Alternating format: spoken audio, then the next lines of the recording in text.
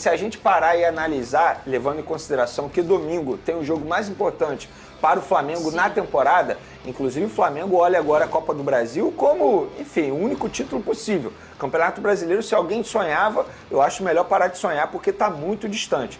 Mas eu acho até que Felipe Luiz, eu não vou ser engenheiro de obra pronta e criticar a escalação dele, mas eu acho que o Felipe Luiz insistiu muito no erro. Deixar o Alan 90 minutos em campo foi um absurdo.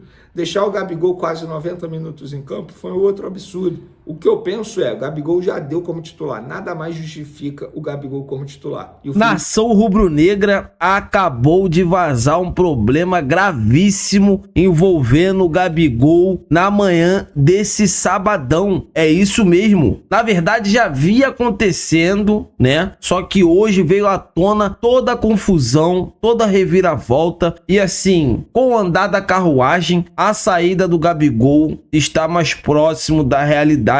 Vou trazer aqui um corte sensacional. Vene Casagrande vai atualizar vocês sobre tudo que está acontecendo. A nação rubro-negra está revoltada com tudo que o Gabigol vem fazendo nos últimos anos, vestindo o manto sagrado. Para vestir isso aqui, ó, tem que honrar o manto sagrado, tem que vestir de corpo e alma. Isso aqui é minha segunda pele, tem que honrar isso aqui. Então assim, vocês vão ficar de boca aberta com o que vocês vão ficar sabendo agora. Antes de iniciar esse vídeo, peço para vocês humildemente, já chega se inscrevendo no canal, só clicar nesse botão vermelho aqui abaixo. Vamos ajudar o canal a bater a meta de 50 mil inscritos. Conto com o apoio de todos vocês. Não pula sequer uma parte, assista até o final, porque esse vídeo aqui está repleto de informações. Dê só uma olhada no que o Vene Casagrande acabou de falar sobre Gabriel Barbosa. Dê só uma olhada. Falando desse papelão do Rodolfo Landim. Ontem, Rodolfo Landim, que nunca gostou de aparecer, nunca gostou das redes sociais, eis que lança um perfil oficial no Instagram. Gente, na boa, não combina nada com ele, é um negócio extremamente forçado. Quem teve a oportunidade de assistir aos vídeos nos stories, ele começa, isso é history, o nome disso é history, nossa, sem nenhuma intimidade, algo muito forçado. E aí lançou, aí botou lá no comentário da postagem, deixe os seus comentários, os seus questionamentos que eu vou responder aqui, vou para uma reunião e volto em breve. Aí teve o jogo do Flamengo, o Flamengo perdeu de 2-0 para o Fluminense, e após o jogo, falei, vou dar uma olhadinha lá no Instagram do Rodolfo Landim, deixa eu ver como é que a torcida tá comentando lá no Instagram. E aí, sabe o que eu vi? Comentários trancados. Nossa, assim é fácil ter rede social, né? O cara pede para as pessoas comentarem e depois tranca os comentários porque não quer ler crítica, porque não quer ser criticado, só quer receber elogio. Papelão do Rodolfo Landim. E outra, na descrição do Instagram dele, ele bota assim, que faz parte da gestão mais profissional da história do Flamengo. Me desculpa, Rodolfo Landim, eu acho que você pode fazer parte e ser o presidente da gestão mais vitoriosa. Isso aí, sem sombra de dúvida, vocês ganharam muita coisa. Mas muita coisa vocês ganharam tendo mais sorte do que juízo. Porque profissional vocês não foram nem um pouco. Uma gestão que gasta mais de 50 milhões de reais com demissão de treinador, com multa rescisória de treinador, não pode ser considerado profissional. Com todo respeito ao seu trabalho à frente do Flamengo, que eu repito, em outras áreas vai muito bem, obrigado. Finança vai muito bem. Eu acho que assim, é uma gestão que a gente tem que bater palma, aplaudir. Foram 6 anos de um bom trabalho. Agora, dizer que foi a gestão mais profissional, eu discordo totalmente. Não foi a gestão mais profissional, mas não foi mesmo. Vocês não tiveram um projeto no futebol. Não tem projeto esportivo. Foram 6 anos sem projeto esportivo. O Jorge Jesus foi um acaso. Vocês contrataram o Jorge Jesus por coincidência, graças à indicação de Paulo Pelaipe, que hoje nem está mais no Flamengo, foi demitido por vocês de maneira covarde ainda por cima. Isso precisa ser ressaltado e hoje está no Cruzeiro. Fora isso, vocês não tiveram nenhuma gestão profissional no futebol. Mais um papelão do Rodolfo Landim. Terrível, terrível, tal como os vídeos que ele vem publicando lá no Instagram, que também são vídeos bem forçados, bem fracos. Sobre o jogo de ontem, galera, eu não consegui fazer live nem vídeo pós-jogo, correria danada. A coletiva do Felipe Luiz, ele disse o seguinte: no primeiro tempo a gente controlou bem o jogo, sofremos alguns contra-ataques. Não foi o nosso melhor dia tecnicamente. A bola escapou muito do nosso pé, erramos alguns domínios. Jogadores que talvez não estavam tão sincronizados entre eles no meio e demos alguns contra-ataques. Fizemos um bom primeiro tempo, com bastante chance de gol. E no segundo tempo, a partir do momento que começamos a sofrer e depois das perdas de bola, perdemos um pouco a força no meio-campo, porque era um jogo de bastante transição, ida e volta. E acabamos sofrendo o gol. Depois do gol, o Fluminense sabe muito bem se defender e ficou cada vez mais difícil de fazer gols. Mesmo assim, criamos chances e não conseguimos fazer. E ele também falou sobre Gabigol. Primeiramente, o que mais peço para o Gabi é o posicionamento dele, que ele se posicione de um jeito onde seja produtivo, que ele possa conseguir atacar bem os espaços, que é o que ele faz de melhor. Obviamente que cair no impedimento é uma leitura, um time que às vezes ele não está tendo, mas para mim menos pior é às vezes ele ficar impedido do que vir buscar a bola no pé, como vi ele fazer em anos anteriores. Que ele saia esporadicamente, ok, mas o mais importante é que ele guarde a posição dele, que ele entenda os movimentos que ele tem que fazer. E, obviamente, um cara que estava há bastante tempo sem jogar, esse time não está nas melhores condições, mas a tendência é que melhore. Vamos lá, sobre a leitura de jogo dele, eu acho até que está correta. No primeiro tempo, o Flamengo jogou melhor que o Fluminense. Só que voltou a mostrar aquele velho defeito. Não sabe aproveitar as oportunidades que tem, as oportunidades que cria. E é um defeito desde os tempos do Tite, não é nem culpa do Felipe Luiz. Agora, no segundo tempo, o time jogou muito mal. E uma partida de futebol, ela tem dois tempos. Não adianta, no primeiro tempo, jogar super bem e no segundo tempo jogar super mal. E o primeiro tempo nem foi super bem. Foi o primeiro tempo bom. Agora, o segundo tempo foi horrível, terrível, uma lástima. Eu acho até que Felipe Luiz, eu não vou ser engenheiro de obra pronta e criticar a escalação dele, mas eu acho que o Felipe Luiz insistiu muito no erro. Deixar o Alan 90 minutos em campo foi um absurdo. Deixar o Gabigol quase 90 minutos em campo foi um outro absurdo. O Léo Ortiz, ele tem que jogar na zaga. Ele vai bem como volante, mas ele vai melhor ainda como zagueiro. E por falar em zaga, o Léo Pereira fez uma partida terrível. O que justifica a titularidade do Léo Pereira? Quer botar o Léo Ortiz na zaga? Ótimo, mas o Fabrício Bruno não pode ser reserva. Fabrício Bruno e Léo Ortiz, inclusive, fizeram uma boa dupla de zaga nos tempos de Red Bull Bragantino. Entrosamento, inclusive, não seria um problema. E por falar em partida ruim, mais uma do Ayrton Lucas. Terrível, uma lástima. Uma lástima. Um jogador que não consegue jogar bem desde quando foi convocado para a seleção brasileira. Ainda bem que o Alexandre volta no domingo. Dito isso, galera, eu acho que a atuação, a derrota do Flamengo para o Fluminense não interfere para domingo. Domingo é uma outra atmosfera, um outro ânimo, os jogadores vão estar no outro nível de concentração e a gente sabe muito bem que esse elenco do Flamengo, em jogos de mata-mata, parece que eles incorporam o bom futebol, que eles escolhem jogo. E eu não estou dizendo que eles escolhem jogo, apenas parece. Porque, de fato, eles jogam totalmente diferente em uma partida de mata-mata. O Campeonato Brasileiro não tem sido forte desse elenco, dessa diretoria do Flamengo há muito tempo, inclusive. Poucas vezes o Flamengo ficou na primeira colocação no Campeonato Brasileiro desde o último título do Campeonato Brasileiro, que foi em 2020. Galera, minha opinião sobre o Gabigol. Para mim já deu o Gabigol como titular. Não faz mais o menor sentido. Tá jogando muito mal. Eu esperava muito mais dele nessa partida contra o Fluminense, depois de 8, 9 dias treinando, focando apenas para esse duelo. E o Gabigol parece que ele tem 38 anos e não 28 anos. Fisicamente falando, ele não aguenta mais. Já deu. Mas vai colocar quem? O Felipe Luiz, ele é treinador para isso. O Guardiola, por exemplo, lá no Manchester City, ele toda hora ele faz adaptações. O Felipe Luiz, ele é treinador para pensar, para planejar, para arrumar. Mas o Gabigol é o único centroavante. Mentira, o Gabigol não é centroavante. Não é centroavante. O Carlinhos é centroavante. Mas eu acho que o Carlinhos não tem que ser titular. Até porque no domingo ele nem pode ser escalado, porque ele não pode jogar pela Copa do Brasil com a camisa do Flamengo, porque já jogou pelo Nova Iguaçu. O que eu penso é, o Gabigol já deu como titular. Nada mais justifica o Gabigol como titular. E o Felipe Luiz, ele é treinador para isso. Ele é pago para isso, para ele pensar em uma outra alternativa, em uma outra possibilidade. Gonzalo Plata, Lohan, Arrascaeta de falso 9, Michael lá do Bruno Henrique, que seja. Mas nada mais justifica o Gabigol como titular. E por falar em treinador, lembra do auxiliar do Tite? Kleber Xavier foi auxiliar do Tite durante 24 anos. Ele anunciou nas redes sociais que vai virar treinador, ou seja, vai romper a relação com o Tite depois de 24 anos.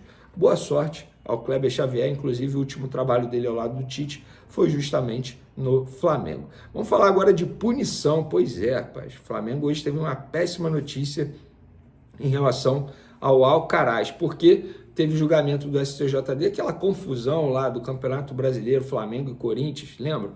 Pela 25ª rodada, jogo que foi no dia 1º de setembro, só hoje teve o julgamento lá no STJD, e Alcaraz pegou 4 jogos de suspensão, Yuri Alberto pegou 2 jogos de suspensão, o zagueiro Kaká pegou 2 jogos de suspensão, Emiliano Dias, auxiliar do Corinthians, 1 jogo de suspensão, Fabinho Soldado, dirigente do Corinthians, 15 dias de suspensão, Thiago Rezete, Gandula, 20 dias de suspensão, Alessandro Gandula, 20 dias de suspensão, Corinthians foi multado em R$13 mil e o Flamengo foi multado em R$8 mil. Venê, o Alcaraz pode jogar no domingo, Yuri Alberto pode jogar no domingo, o Kaká pode jogar no domingo, sim, eles podem jogar no domingo, para vocês entenderem. Quando a punição é número de jogos, esses jogos têm que ser cumpridos na competição, ou seja, tem que ser no Campeonato Brasileiro, no caso do Alcaraz, do Yuri Alberto, do Kaká. Quando a punição é em dias corridos, aí é dias corridos. Por exemplo, se eles tivessem pego 15 dias, o jogo no domingo, ia entrar nesses 15 dias, eles não iam poder disputar a partida. Então, como foi número de jogos, eles vão cumprir essas suspensões no Campeonato Brasileiro. O Alcaraz já pegou um jogo, se eu não me engano, o Yuri Alberto também já pegou um jogo, o Kaká também já pegou um jogo, e aí o Alcaraz tem mais 3 jogos para cumprir. Então, péssima notícia para o Flamengo no Campeonato Brasileiro, pelo menos no domingo o Flamengo terá o Alcaraz, que não fez uma boa partida contra o Fluminense, mas eu não vou ficar aqui criticando o Alcaraz, ele acabou de chegar ao Flamengo, chegou na reta final da janela de transferência. Eu quero que você traga um olhar do Flamengo. Existe ainda, eu acho, uma expectativa alta em cima do Felipe Luiz, mas ontem o desempenho do Flamengo, acho que o torcedor esperava um pouquinho mais. A gente nunca usa essa palavra culpa aqui nesse programa, né? Porque eu acho que nunca é culpa só de uma pessoa. Mas você acha que ontem foi muito pelo brilho dos jogadores que estavam um pouco abaixo ou talvez erros de escolhas do Felipe Luiz? Um pouco de tudo, mas assim, Fernandinha, vou ser bem sincero, não tem erro de escolha. Eu acho que a escalação dele foi uma escalação até correta. Então não teve erro na escolha dele. Se a gente parar e analisar, levando em consideração que domingo tem o jogo mais importante para o Flamengo na temporada, inclusive o Flamengo olha agora a Copa do Brasil como, enfim, o único título possível. Campeonato Brasileiro, se alguém sonhava, eu acho melhor parar de sonhar porque está muito distante. Mas a escalação dele foi uma escalação correta. O que me preocupa, e repito, acho que a derrota para o Fluminense não interfere em nada em relação ao jogo de domingo. Domingo é um outro jogo, uma outra atmosfera, um outro time. Gerson vai retornar ao time titular, Arrascaeta vai voltar ao time titular, De La Cruz vai voltar ao time titular, Alexandro voltará ao time titular, Ayrton Lucas está jogando muito mal. Então, para domingo, não interfere em nada. Só que a gente precisa parar e analisar o Fla-Flu. O que me preocupa é o seguinte: mas o time estava desfalcado. Beleza, mas foi esse time que o Felipe Luiz trabalhou durante 8, 9 dias, durante a data FIFA. Eu esperava muito mais de vários jogadores. Vou dar um exemplo. Eu esperava muito mais do Gabigol, inclusive na parte física. E o Gabigol foi um dos piores jogadores em campo. Fez uma péssima partida. Nesses últimos 4 jogos como titular, o Gabigol tem mais impedimento do que finalização a gol. Então, de fato, não está justificando a titularidade dele. O Alan, eu achei correto ele começar com o Alan, eu só achei errado ele manter o Alan durante 90 minutos. Ele poderia ter botado o garoto Everton Araújo. Ele poderia ter percebido que o Léo Ortiz, como volante, não estava rendendo ao lado do Alan. Poderia ter recuado o Léo Ortiz, poderia ter tirado o próprio Léo Pereira, que fez uma partida terrível. E para mim, o Fabrício Bruno não pode ser reserva nesse time. Se ele quer botar o Léo Ortiz, o que eu acho correto, que bote ao lado do Fabrício Bruno. Qual é o problema de botar os dois juntos? Entrosamento não é, porque os dois se conhecem desde a época do Red Bull Bragantino. E o Léo Pereira tá jogando muito mal. Inclusive, marcou um pênalti. Ele fez um pênalti totalmente infantil. Na minha visão, foi pênalti. Não tem nem discussão. Então, a atuação individual de alguns jogadores me preocupam. Porque, repito, foi esse time que o Felipe Luiz trabalhou durante 8, 9 dias. E aí, o meu questionamento à diretoria é o seguinte: para que fretou um avião, sendo que os jogadores nem foram utilizados? E a gente pôde ver um John Ares que voltou num avião sem ser fretado, chegou na noite anterior à partida e resolveu o jogo. Então, são várias coisas que a gente pode fazer críticas, mas em relação ao domingo, eu acho que é uma outra situação, uma outra atmosfera, uma outra mobilização, que a gente sabe que esses jogadores, para a partida de mata-mata, eles entram em campo com ânimo, com um astral diferente, e tem sido assim há muito tempo. Então, analisando o Fla-Flu, acho que o Flamengo foi muito abaixo, eu esperava muito mais do time que entrou em campo. Mas para domingo, para mim, não tem nada a ver, não muda nada. Eu acho que o Corinthians ganha muito mais com o resultado de ontem de uma maneira positiva do que o Flamengo de maneira negativa, porque, repito, será um outro time em campo. Com o Gerson em campo, o meio-campo é totalmente diferente. Falar nisso, para quem não sabe, essa questão do Corinthians, o Corinthians ontem encontrou o Atlético Paranaense, venceu por 5-2, um jogo cheio de emoção, né? Vai, faz gol, empata e vira e não sei o quê. Empurra o Atlético Paranaense para a zona de rebaixamento, né? O Atlético agora é o primeiro time da pega o Fluminense na zona terça, de rebaixamento. no jogo atrasado. Então, assim, coloca o Atlético numa situação que a gente não vê o Atlético passar tem tempo, hein? A gente tá vendo o Só para finalizar né? aqui, Fernando, meu comentário em cima do Flamengo, por exemplo, o Alcaraz é um jogador que muita gente está criticando, custou muito alto, não tá jogando nada. Gente, ele acabou de chegar ao Flamengo. Ele chegou na reta final da janela de transferência. O jogador ainda tem período de adaptação. Como que você vai culpar um jogador por uma partida diante do Fluminense? Sobre o Flamengo, a única discrepância que eu acho que aconteceu nesse jogo, que mais uma vez, eu vou discordar do Venê, a titularidade do Alan não se explica. Não se explica. O Alan não joga futebol para ser titular do Flamengo. O Everton Araújo faz uma partida na Arena do Grêmio, quando o Flamengo coloca o time em reserva, uma partida excelente. E ele deveria ter recebido essa oportunidade ao lado do Léo Ortiz. Se for falar de campo e bola, não o que custou, não o que vale para o Flamengo, não o que o Flamengo investiu, o Everton Araújo merece ser titular na frente do Alan por muito. Não é por pouco, não. É por muito. Eu não consegui entender essa insistência no Alan. Eu posso só falar um ponto positivo do Flamengo? Porque eu falei muito ponto negativo aqui. O Matheus Gonçalves ontem fez uma baita partida. É um jogador que o Felipe Luiz acertou em colocar como titular, então fica aqui o meu ponto positivo em relação ao Fla-Flu.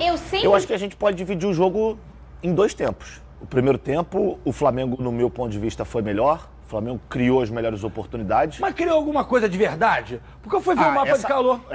Essa chance do Bruno Henrique é uma chance pra mim, claro. Ok, Bigode, mas eu fui ver o mapa de calor lá da Plim Plim no intervalo. Mas não dá pra gente basear a avaliação em mapa de calor em números. Entendi. Eu acho que isso a gente pode ter uma ideia. Entendi. Mas daí a gente tirar uma conclusão, eu acho melhor a gente poder observar o jogo como um todo. E o Flamengo, o seu meio de campo em especial, é algo que deve ter levado até vai levar o Felipe Luiz a uma reflexão. Ele começou com o Léo Ortiz e com o Alan. O Alan é um jogador que essa passagem dele pelo Flamengo até agora está muito distante do que ele foi como jogador no Galo. Eu acho que há uma desconexão entre o que ele atuou, o que ele desempenhou no Galo, com o que ele atua e desempenha no Flamengo. E não falo só apenas desse jogo, eu acho que tem um resumo aí que até agora não conseguiu se reencontrar. Não aconteceu no Flamengo. Exatamente. Não até agora. O Alan que levou o Flamengo a investir um valor alto para contratá-lo. O Flamengo pagou a multa integral do Alan. Exatamente. Esse jogador ainda não conseguiu no Flamengo apresentar o que despertou aquele interesse lá. O Léo Ortiz, talvez até por uma questão de posicionamento, não conseguiu também se sobressair no jogo. Ficou evidente que para que esse nível de desempenho do meio de campo do Flamengo seja mais qualificado, ele aí, como observou o Júnior, precisa do Gerson, precisa do Arrascaeta. Acho até que o De La Cruz está um pouquinho atrás no momento atual, porque também sofreu lesão. Nação, é o seguinte, eu quero ainda continuando a falar, né? Continuar falando sobre esse clássico, sobre essa derrota do Flamengo para cima do Fluminense, porque assim, a gente viu que o Flamengo foi garfado na cara dura. Aquele pênalti ali não me desceu em nenhum momento, aquilo ali para mim não foi pênalti. O jogador do Fluminense estava caindo já. Léo Pereira manteve o contato, só que o contato do zagueiro não fez com que o jogador do Fluminense caísse na área. Então, por esse fato, eu não dava pênalti. Só que esse Klaus, Rafael Klaus, ele é palmeirense, ele acaba, marca esse nome, ele acaba com o jogo do Flamengo. É uma vergonha. O Flamengo tem que ir na CBF, tem que proibir esse Rafael Klaus, né, de apitar jogo do Flamengo. Chega, uma vergonha. É uma vergonha, isso tem que acabar. Todo jogo que esse cara apita jogo do Flamengo, o Flamengo, se ganhar, assim, vai ter que, suar pra ganhar, porque se houver alguma oportunidade de prejudicar o Flamengo, ele, sem sombra de dúvidas, irá dificultar, irá prejudicar. Só que esse vídeo aqui eu estou fazendo exclusivamente pelo ato do Gabriel Barbosa, que assim, a nação rubro-negra já tá de saco cheio já do Gabigol não, Gabriel Barbosa. Gabriel Barbosa parece nem jogador de pelada, né? Jogador de pelada tem mais vontade do que o Gabigol. Essa que é a verdade. Gente que joga seu futebol no seu bairro, né, no campo ou na quadra, onde quer que seja, a gente vai dar o sangue para ganhar a partida. Gabigol parece que não treina. O Gabigol tem medo de dividir com o zagueiro. E assim, a pressão está cada vez mais aumentando para cima do camisa 99 e há uma possibilidade gigantesca dele sair do Flamengo a qualquer momento. Não dá mais. Chega, não dá mais. Essa que é a verdade. O que vocês acham, nação? Seria uma boa? Mandar o Gabigol embora? O que vocês acham? Deixa nos comentários pra gente estar debatendo sobre esse grande assunto. Eu tô indo nessa. Saudações rubro-negras. Fiquem com Deus!